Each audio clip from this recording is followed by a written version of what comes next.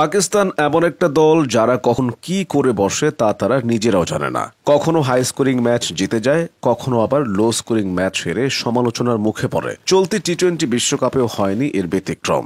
ভারতের সাথে 120 রান তাড়া করতে নেমে 113 রানে থেমেছে পাকিস্তানের ইনিংস।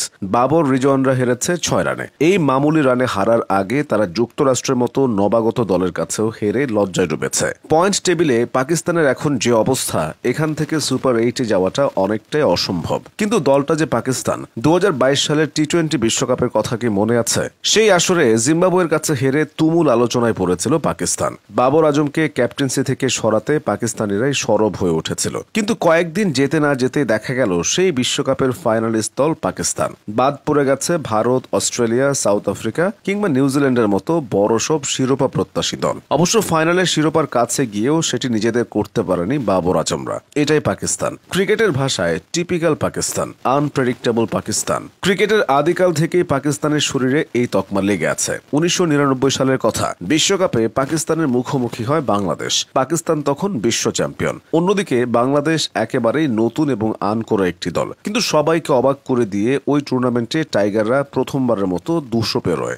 জয়ের জন্য পাকিস্তানের দরকার ছিল 224 রান। সবাই ধরেই নিয়েছিল সহজে এই রান তাড়া করে ফেলবে তারা। কিন্তু ঘটে এর উল্টো। বাঘা বাঘা সব ব্যাটাররা কাবু হয় বাংলাদেশের বোলারদের সামনে। পাকিস্তান ম্যাচটি হেরে যায় 62 রানে। এ তো গেল জেতা ম্যাচ হেরে যাওয়ার ঘটনা। খাদের কিনারা থেকে উঠে এসে ম্যাচ জেতার বহু ঘটনারও জন্ম দিয়েছে পাকিস্তান। 2012 সালের এশিয়া কাপ ফাইনালের দুঃসহ স্মৃতি আজও কাদায় বাংলাদেশি ভক্তদের। স্বপ্নের মতো একটা টুর্নামেন্ট কেটেছিল বাংলাদেশের। ভারত, শ্রীলঙ্কার মতো দলকে হারিয়ে ফাইনালে পৌঁছেছিল সাকিব তামিমরা।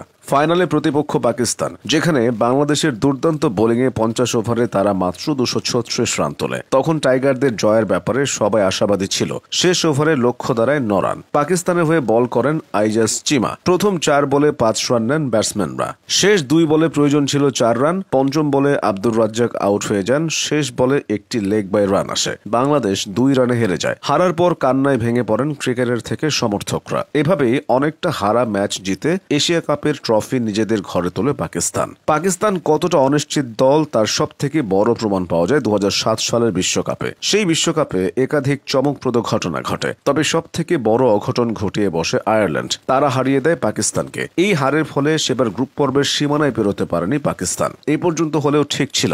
কিন্তু এই ম্যাচের কয়েক ঘন্টা পরে পাকিস্তান কোচ রব উলমার প্রাণ হারান। তাই আয়ারল্যান্ডের কাছে সেই হার পাকিস্তান ক্রিকেটের এক কালো অধ্যায় হিসেবে বিবেচিত। 2014 সালের এশিয়া কাপে পাকিস্তানের বিপক্ষে সেই ম্যাচটির কথা কি মনে আছে?